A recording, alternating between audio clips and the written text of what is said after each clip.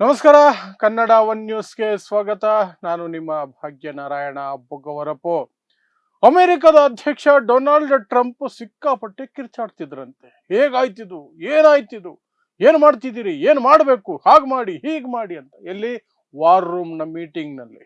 ಯಾರ ಜೊತೆ? ಸೇನಾ ಅಧಿಕಾರಿಗಳು ಮತ್ತು ಉಪರಾಷ್ಟ್ರಪತಿ ಮತ್ತು ಇತರೆ ನಾಯಕರ ಜೊತೆಯಲ್ಲಿ ಕೂತಿರ್ಬೇಕಾದ್ರೆ ತನ್ನನ್ನು ತಾನೇ ಕಂಟ್ರೋಲ್ ಮಾಡಿಕೊಳ್ಳೋದಕ್ಕೆ ಸಾಧ್ಯನೇ ಆಗದ ರೀತಿಯಲ್ಲಿ ಓವರ್ ಎಕ್ಸಾಜರೇಟ್ ಆಗಿ ಕಿರ್ಚಾಡ್ತಾ ಇದ್ದಂತಹ ಟ್ರಂಪನ್ನ, hello mister Trump, will you move out ಅಂತ ಹೇಳಿ, ಹೊರಗಡೆ ಇರಪ್ಪ, ಬಾಯಿ ಮುಚ್ಕೊಂಡು ನೀನು, ನಿಮಗೆ ನಾನು ಎಲ್ಲ ಅಪ್ಡೇಟ್ಗಳನ್ನು ಕೊಡ್ತಿದ್ದೀವಿ ಏನಾಗುತ್ತೆ ಅಂತ, ನಮಗಿಲ್ಲಿ ಕೆಲಸ ಮಾಡೋಕ್ಕೆ ಬಿಡು ಅಂತ ಹೊರಗೆ ಒದ್ದು ಓಡಿಸಿದ ಘಟನೆ ನಡೆದಿದೆ ಅಂತ ಅಮೆರಿಕದ ಬಹುಮುಖ್ಯ ಪತ್ರಿಕೆ ವಾಲ್ ಸ್ಟ್ರೀಟ್ ಜರ್ನಲ್ ಪ್ರಕಟಿಸಿಕೊಂಡಿದೆ.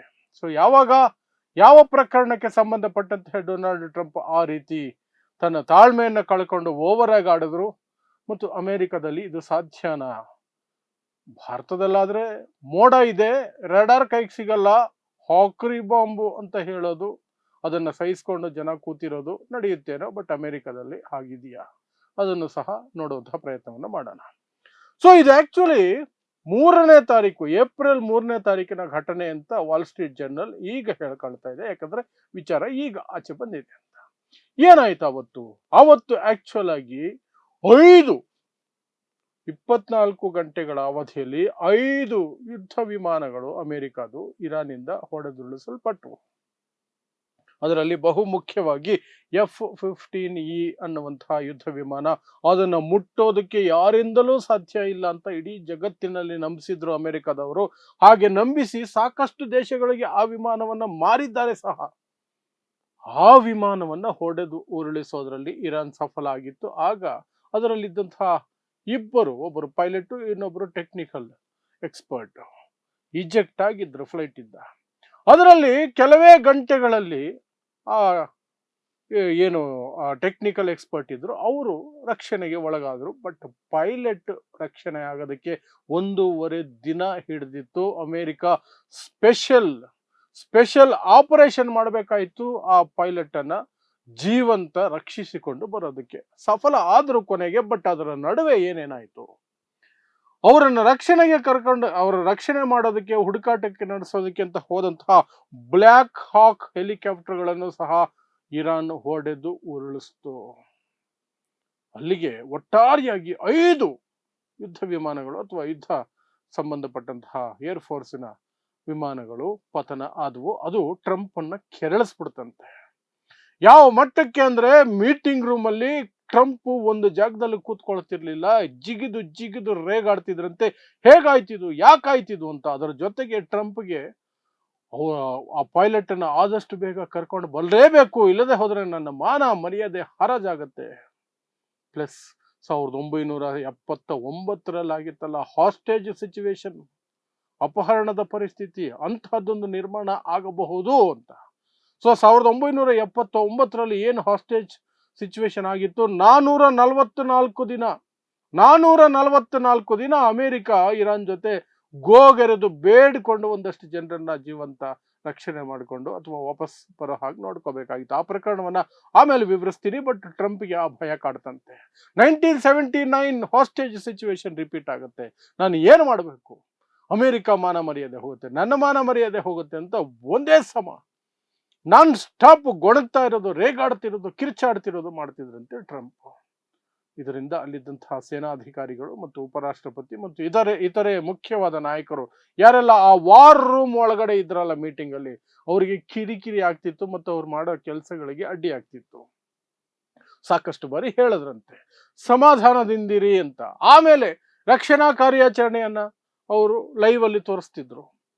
ಆ ರಕ್ಷಣಾ ಕಾರ್ಯವನ್ನ ಲೈವ್ ಅಲ್ಲಿ ನೋಡ್ತಿರ್ಬೇಕಾದ್ರೂ ಸಹ ಟ್ರಂಪ್ ಕೂತ್ಕೊಂಡು ಜಿಗಿದಾಟ ಒಂದೇ ಸಮ.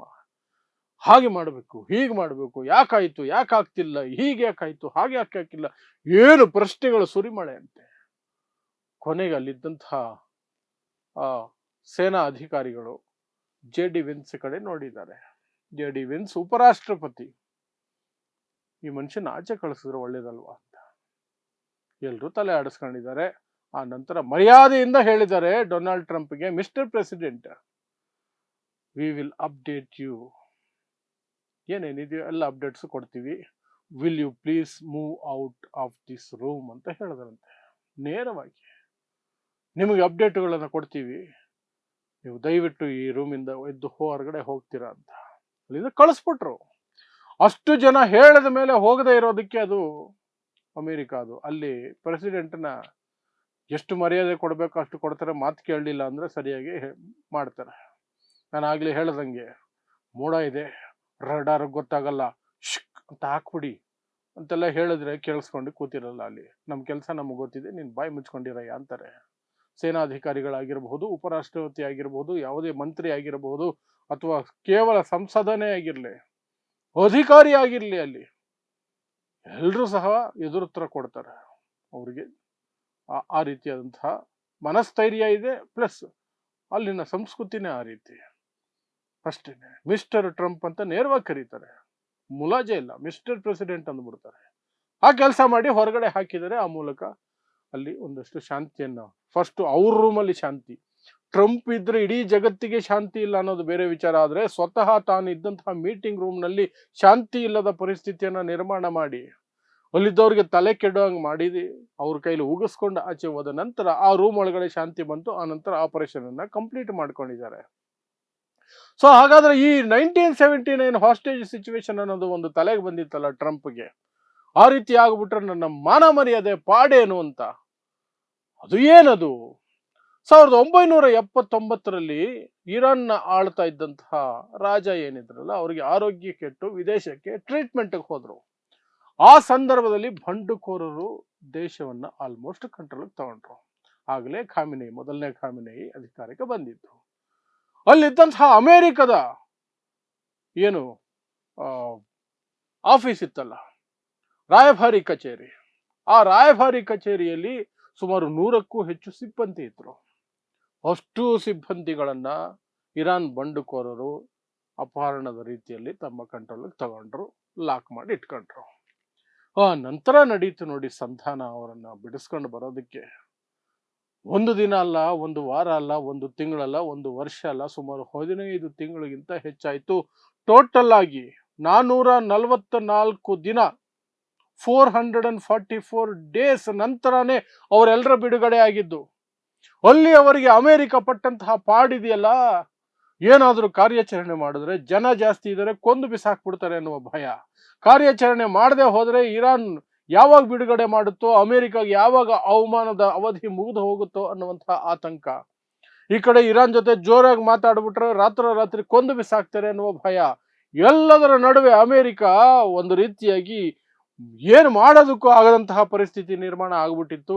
ಯಾವುದೇ ರೀತಿ ಕಾರ್ಯಾಚರಣೆ ಮಾಡದೆ ಸೈಲೆಂಟ್ ಆಗಿ ತಾಳ್ಮೆಯಿಂದ ಓಕೆ ತಮಗೆ ತಾವೇ ಐಸ್ ವಾಟರ್ ಹಾಕೊಂಡ ತಲೆ ಮೇಲೆ ಸಮಾಧಾನ ಮಾಡಿಕೊಳ್ಳುವ ರೀತಿಯ ಪರಿಸ್ಥಿತಿಗೆ ಅಮೆರಿಕ ಹೋಗಿತ್ತು. ಅದೇ ಪರಿಸ್ಥಿತಿ ನಾನು ಹೋಗ್ಬಿಡ್ತೀನಿ ಅಂತ ಟ್ರಂಪ್ ವಿಲ ವಿಲ ವಿಲ ವಿಲ ಅಂತ ಒದ್ದಾಡ್ತಾ ಇದ್ದಿದ್ದು. ನಾನು ಹೋಗ್ಬಿಡ್ತೀನಿ ಆ ಪರಿಸ್ಥಿತಿಗೆ, ಇರಾನ್ ನನ್ನ ತಲೆ ಮೇಲೆ ಡ್ಯಾನ್ಸ್ ಹಾಡ್ಬಿಡುತ್ತೆ. ಆ ಪೈಲಟ್ ಏನಾದ್ರು ಅವ್ರ ಕೈಗೆ ಸಿಕ್ಬಿಟ್ರೆ, ಮತ್ತು ಮಾತುಕತೆಗಳು ಕೂತಾಗ, ಶಾಂತಿ ಮಾತುಕತೆಗಳು ಕೂತಾಗ, ಸೀಸ್ ಫೈರ್ಗೆ ಹೋದಾಗ ಸಿಕ್ಕಾಪಟ್ಟೆ ಷರತ್ತುಗಳು ಹಾಕುತ್ತೆ. ಒಬ್ಬನಿಗಾಗಿ ನಾನು ಏನೆಲ್ಲ ಪಾಡುಪಡಬೇಕು ಅಂತ ಟ್ರಂಪ್ಗೆ ಆತಂಕ ಆಗಿತ್ತು. ಬಟ್ ಹೇಗೋ ಆತನನ್ನ 1.5 ದಿನದಲ್ಲಿ ರಕ್ಷಣೆ ಎಳ್ಕೊಂಡು ಬಂದ್ರು. ಹಾಗಾಗಿ ಟ್ರಂಪ್ಗೊಂದು ಸಮಾಧಾನ. ಬಟ್ ಅದಕ್ಕೆ ಅಮೆರಿಕ ತೆತ್ತಂತಹ ಬೆಲೆ ಇದೆಯಲ್ಲ, 5 ಯುದ್ಧ ವಿಮಾನಗಳನ್ನ ಕಳ್ಕೊಳ್ಬೇಕಾಯ್ತು, ಬ್ಲ್ಯಾಕ್ ಹಾಕ್ ಅನ್ನುವಂತಹ ಹೆಲಿಕಾಪ್ಟರ್ಗಳನ್ನು ಕಳ್ಕೊಳ್ಬೇಕಾಯ್ತು. ಸೊ ಅದು ಇಷ್ಟು ಈ ರೀತಿಯಾಗಿ ನಡೀತು ಅಂತ ಈಗ ವಾಲ್ ಸ್ಟ್ರೀಟ್ ಜರ್ನಲ್ ಅಲ್ಲಿನ ಪತ್ರಿಕೆ ಅದು ಪ್ರಕಟ ಮಾಡ್ಕೊಂಡಿದೆ ವಿವರಗಳನ್ನ. ಸೊ ಅದೇ ವಿವರಗಳನ್ನ ನಾನು ನಿಮ್ಮ ಮುಂದೆ ಇಡುವಂತಹ ಪ್ರಯತ್ನವನ್ನು ಮಾಡಿದ್ದೀನಿ. ಸೊ ನೋಡ್ತಾ ಇರಿ ಸಮಾಜಕ್ಕಾಗಿ ಕನ್ನಡ 1 ನ್ಯೂಸ್. ನಮಸ್ಕಾರ.